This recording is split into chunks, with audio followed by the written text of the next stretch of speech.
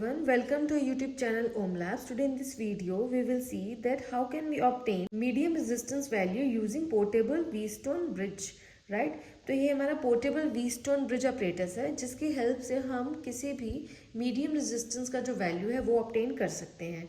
तो आपको पता है कि हमारा ये जो पोर्टेबल Wheatstone bridge apparatus है इसका जो बेसिक स्ट्रक्चर होता है वो हमारा कुछ इस तरह से होता है, ठीक है। यहाँ पर आप देख सकते हैं हमारे पास इस ब्रिज के अंदर यहाँ पर हमारे पास 4 रेजिस्टेंस आर्म्स हैं P, Q, R and S, ठीक है। यहाँ पर साथ ही में यहाँ पर एक गल्वानोमीटर दिया गया है जिसका जो इंटरनल रेजिस्टेंस है वो Rg है और हम ये कह सकते हैं कि यहाँ पर जो इस गल्वानोमीटर के अंदर जो करंट फ्लो कर रहा है दैट इज Ig। यहाँ पर इस गल्वानोमीटर का जो एक S2 स्विच दिया गया है, साथ ही में यहाँ पर एक बैटरी है, राइट। इस बैटरी का जो स्विच है दैट इज S1, ठीक है। तो हमारे इसमें जो हम ये कब कह सकते हैं कि हमारा जो Wheatstone ब्रिज है वो किस टाइम जो है वो बैलेंस होता है, वो है जब भी 2 ऑपोजिट आर्म्स का प्रोडक्ट दूसरी 2 रेजिस्टेंस आर्म्स का जो प्रोडक्ट है उसके जब इक्वल होता है तो हमारा जो ये Wheatstone ब्रिज है वो बैलेंस्ड होता है।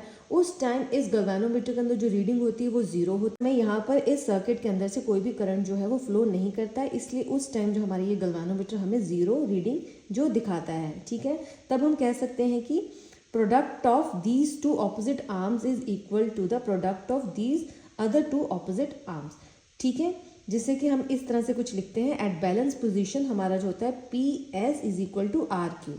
यहाँ पर हमारा जो R होगा that will be unknown resistance, ठीक है। P over Q will be our ratio arm and S will be our known value of resistance.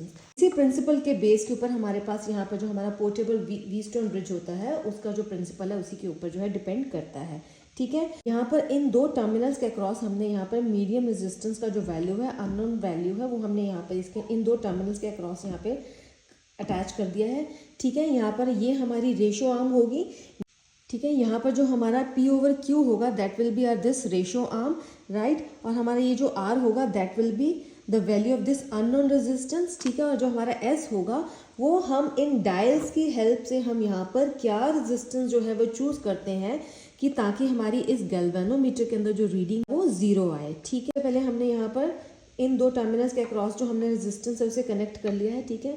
यहाँ पर मैंने इस टाइम जो अपना रेशियो आर्म है उसे 1 सेलेक्ट किया है, ठीक है। मैं इस प्रेस की को प्रेस करूंगी तो हमारा जो गल्वानोमीटर है वो और जो हमारी इनबिल्ट बैटरी है वो हमारी जो है वो कनेक्ट हो जाती है वाइल प्रेसिंग दिस प्रेस की, ठीक है। आप देख सकते हैं जैसे मैं इस प्रेस की को प्रेस करती हूँ तो हमारी जो गल्वानोमीटर के अंदर जो रीडिंग है वो लेफ्ट साइड पर जो है वो डिफ्लेक्ट कर रही है, ठीक है। अब मुझे यहाँ से सबसे पहले मैं यहाँ पर जो अपनी इसकी जो हायर वैल्यू है, इस डायल की जो हायर वैल्यू है that will B 1 into 1000 ohms। मतलब अगर मैं इस नॉब को 1 पे सिलेक्ट करती हूँ तो इस टाइम इसकी जो वैल्यू होगी रेजिस्टेंस की जो मैंने चूज करी है that will B 1000 ohms। Suppose अगर मैं इस नॉब को अगर मैं 2 पे सिलेक्ट करती हूँ तो रेजिस्टेंस चूज करी है दैट विल बी 200 ohms, ठीक है।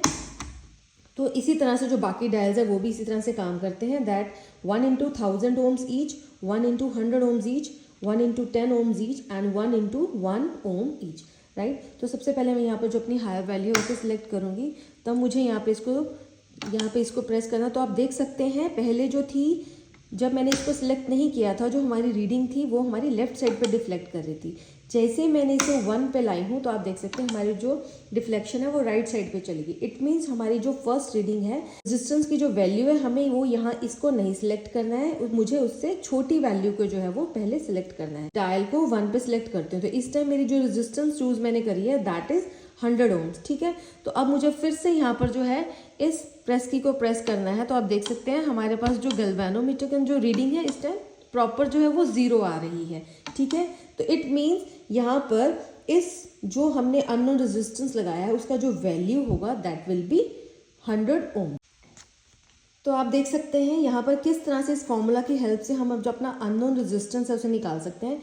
यहाँ पर आप देख सकते हैं मैंने जो रेशियो आर्म चूज किया था वो मैंने 1 किया था, इसलिए इस P over Q की जो वैल्यू होगी दैट विल बी 1, ठीक है। उसके बाद आप देख सकते हैं ये जो S की वैल्यू होगी हमने इन डायल्स के ऊपर अपना जो S का वैल्यू है वो टोटल कितना है, ठीक है, वो हमारी होगी S की वैल्यू और वो हमने यहाँ पर जो चूज करी है दैट इज 100 ohms।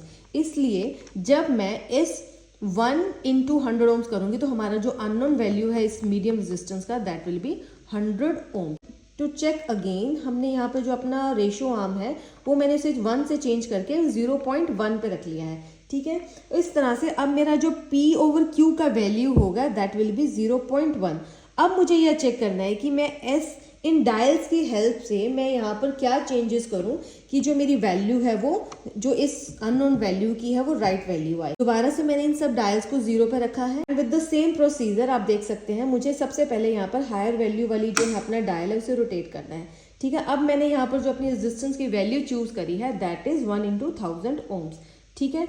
तो आप देख सकते हैं पहले ही आप देख सकते हैं इस प्रेस की को प्रेस करने पर हमारे पास जो वैल्यू है गैल्वेनोमीटर के अंदर वो 0 आ चुकी है। इट मीन्स अब जो मैंने इन डायल्स के ऊपर जो मैंने टोटल रेजिस्टेंस है वो है 1000 ohms plus 0 plus 0 plus 0। It means हमारा जो टोटल वैल्यू जो मैंने यहाँ पर S का जो वैल्यू है दैट विल बी 1000 ohms। उसी तरह से मैंने यहाँ पर हमारी जो रेशो आर्म होगी दैट इज 0.1 और यहाँ पर हमारी जो S की वैल्यू है वो हमारी यहाँ पर टोटल हो गई 1000 ohms। तो जब हम इसको सॉल्व करेंगे तो हमारा जो वैल्यू होगा अननोन मीडियम रेजिस्टेंस का दैट विल बी 100 ohms। तो ये था हमारा पोर्टेबल व्हीटस्टोन ब्रिज के ऊपर हमारा एक वीडियो। अगर आपको इस प्रोडक्ट से रिलेटेड कोई भी क्वेरी हो तो आप स्क्रीन पे दिए गए ईमेल आईडी पे हमें संपर्क कर सकते हैं। ऐसी और अमेजिंग वीडियोस को देखने के लिए हमारे चैनल ओम लैब्स और ओम लैब्स बायोलॉजी को लाइक शेयर सब्सक्राइब जरूर कीजिएगा। Thank you for watching this video.